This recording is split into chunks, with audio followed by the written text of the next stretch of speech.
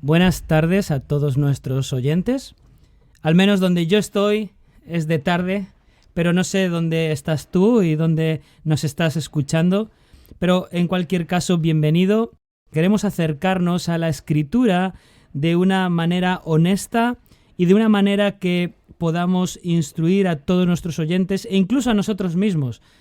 Para ello me acompaña Jonathan. Creo que es el mejor compañero que podría tener aquí, una persona con una gran visión histórica de la Iglesia y también con una buena profundidad en el contenido. Así que bienvenido, Jonathan, gracias por tu compañía. Gracias, pero demasiada amabilidad, me parece a mí. Bueno, en cualquier caso, te agradezco la compañía y el poder hacer juntos este espacio. Nada, para mí un gusto, como siempre. Como dijimos en el podcast anterior, vamos a empezar a abordar todo este espacio con el tema de la Iglesia, porque entendemos que la Iglesia es un tema fundamental para nosotros, como personas creyentes, que probablemente la mayoría de nuestros oyentes lo son. Somos parte de la Iglesia.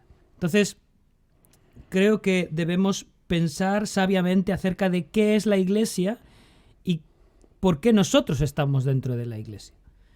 Entonces, el otro día hemos abordado el tema de qué es la Iglesia, una asamblea de personas que honran el nombre de Cristo, una asamblea de personas que trabajan conjuntamente por varios motivos. Y este es el tema de este podcast. ¿Cuál es el motivo de la existencia de la Iglesia? O quizá voy a reformular la pregunta, podríamos decirlo mejor, ¿cuál es el propósito de la Iglesia? Entonces tengo 3 tips. Jonathan, ya lo sabes, está aquí sonriendo a mi lado, aunque no diga nada, pero estos 3 puntos serían exaltar a Cristo, el punto 2 sería alcanzar a los perdidos y el punto 3, instruir a los creyentes. Esos serían los 3 cometidos de la Iglesia. Probablemente exaltar a Cristo sería el primero y luego los otros 2 irían conjuntamente o serían paralelos. Entonces, ¿qué opinas, Jonathan, acerca de estos 3 puntos? ¿Modificarías algo? Bueno, me parece 3 puntos interesantes para empezar cualquier consideración de lo que es la Iglesia, siempre y cuando aquellas personas que nos estén oyendo ahora no los tomasen como una especie de compartimentos estanco, de tal manera que pareciera que cada una de las cosas van por separado. Pero creo que son 3 elementos que, digamos, resumen de una buena manera lo que es el propósito o propósitos con los cuales Cristo instituyó la Iglesia, ¿no? Por un lado, la exaltación de Dios, la exaltación suya propia, por supuesto, y del Espíritu Santo. Por otro lado, alcanzar a aquellas personas que no creían en él en aquel momento y que se fueron añadiendo a lo largo de la historia y se siguen añadiendo aún a día de hoy. Y la propia edificación de ese cuerpo vivo, del que cada miembro forma parte como si fuese un ladrillo que se va añadiendo a esa gran estructura, a ese gran edificio. Pero insistiría que está bien como resumen general, pero es interesante ver que en la medida que yo alcanzo a un perdido, bueno, no yo, el Señor, pero a través del Evangelio que podamos predicar, eso está edificando a la Iglesia y eso exalta también a Cristo y viceversa, ¿no? Son propósitos que tienen vasos comunicantes siempre. Correcto, estoy totalmente de acuerdo con eso. Uno no es sin la otra, pero yo decía que el principal entre los 3, si podemos poner uno, sería exaltar a Cristo. Creo que ese es el propósito primordial de la Iglesia. La Iglesia fue creada por Cristo y para exaltar el nombre de Cristo, para traer gloria a su nombre. Ese es el propósito principal de cada creyente individual, aún al margen de la comunidad de la Iglesia, de la asamblea de la Iglesia. Entonces, alguno puede pensar, bueno, ¿y por qué llegas a esa conclusión de que la Iglesia tiene que exaltar a Cristo? Y me gustaría que fuéramos un momento a un texto que creo que la mayoría van a conocer, que es Filipenses capítulo 2. Y si vamos a Filipenses capítulo 2 y versículo 9, está aquí hablando de Cristo. Y de hecho Pablo le está hablando a la iglesia de Filipos de que en ellos debe estar ese mismo sentir de Cristo Jesús.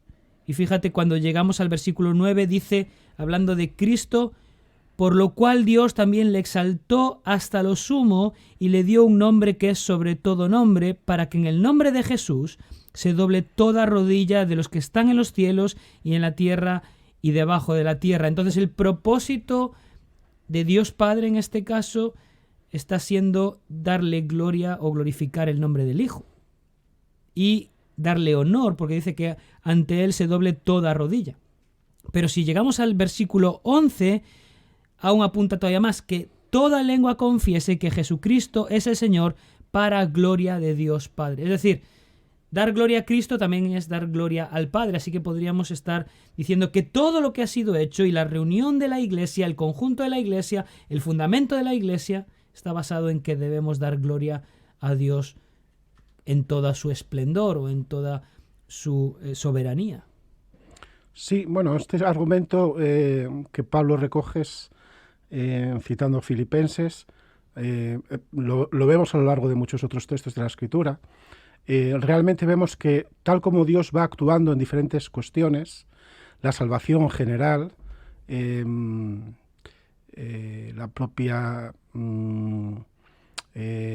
Escritura en Efesios, vemos que es también para la gloria, ¿no? Para la gloria de Dios.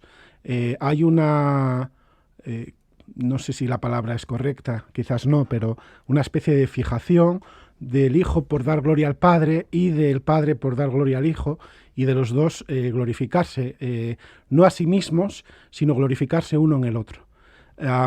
Y las distintas operaciones que Dios va realizando en el hombre para su salvación, para su santificación, etcétera, van encaminadas en último término no a la propia gloria del hombre, no a la exaltación del hombre, no al bienestar del hombre, aunque sin duda eso le santifica, le da bienestar al hombre, etcétera, pero como propósito último es como preparar un vaso excelente para que ese vaso, que es el hombre salvado, ese vaso santificado y apartado para un destino, glorifique a aquel que lo ha hecho, ¿no? De la misma manera que una obra de arte da... alguien puede pensar que magnífico, ¿no? Y dar gloria a la obra de arte. Es como si Dios fuese más allá y estuviera diciendo, no, cuando tú contemplas una obra de arte, algo que es bueno, que es bello, que yo lo he realizado de esta manera, en el último término, si tú entiendes realmente la obra de arte, a quien vas a glorificar es al artista. Y en este caso la salvación y la Iglesia, que forma esta salvación conjunta de todos los hombres que han sido llamados a un mismo cuerpo, que es unido con su Salvador, es un propósito último de exaltar a aquel que lo hizo posible. Sí, es curioso algo que estás diciendo acerca de el artista y la obra de arte, entendiendo a Dios como el artista y al hombre como la obra de arte en este caso, porque el texto que hemos leído, aunque Pablo lo está orientando a la Iglesia, realmente dice que Dios Padre le ha colocado en un lugar de preeminencia para que toda rodilla, no está hablando solo de la Iglesia, sino está hablando de que todo ser humano reconozca a su Creador. Así que, en este sentido, aunque el ser humano debe exaltar a Cristo o debe exaltar a Dios en su conjunto, Cristo, Dios Padre, el Espíritu Santo, y no lo hace, la Iglesia sí debe tenerlo siempre presente. Pero vamos a pasar al segundo aspecto que estábamos nombrando, que es alcanzar a los perdidos. Y probablemente en este ámbito a casi todos se les va a venir a la cabeza inmediatamente la Gran Comisión, ¿verdad? Inevitable, por supuesto. Vamos a leerlo por si hay algún oyente que no lo conoce o ha pasado solo de refilón por este texto, y está en Mateo capítulo 28, ¿vale? El primero de los Evangelios, primer libro del Nuevo Testamento, Mateo, y el último capítulo 28, en su versículo 16, dice que los 11 discípulos se fueron a Galilea, al monte donde Jesús les había ordenado. Estamos justo bueno, justo no, 40 días después de la resurrección de Jesús, y Jesús les dijo que se encontrarían en ese monte. Y versículo 17 dice, y cuando le vieron, le adoraron, pero algunos dudaban. Y Jesús se acercó y les habló diciendo, toda potestad me es dada en el cielo y en la tierra. Por tanto, id y haced discípulos a todas las naciones, bautizándolos en el nombre del Padre y del Hijo y del Espíritu Santo, enseñándoles que guarden todas las cosas que os he mandado, y he aquí yo estoy con vosotros todos los días hasta el fin del mundo. Amén. Esto es lo que conocemos como la Gran Comisión, porque es el último encargo, y un encargo además enfático que Jesús le da a los discípulos. No solo a los apóstoles, porque a veces pensamos cuando hablamos de discípulos en los 12, sino a todos los discípulos que se reunieron allí. Todos aquellos que seguían en Jesús, que creían en Jesús y que, por lo tanto, cada vez que podían, no estaban 24 horas con ellos como los apóstoles, pero cada vez que podían se juntaban a escuchar a Jesús. Y estas personas tenían que extender estas buenas noticias. Y cuando alguien las comprendía y alguien creía en el nombre de Cristo, entonces les bautizaban. Esto era predicar el Evangelio y extender el reino de Dios en este sentido. Entonces, esta es una misión clarísima. Aquí no hay discusión, ¿no? Jesús lo dice claramente, es muy claro, es una orden, podríamos decir, de parte de Jesús. Así que, ¿qué quieres aportar acerca de esto? Bueno, digamos que sí, volviendo para atrás y recordando un poco lo que has comentado, es cierto que desde un punto de vista,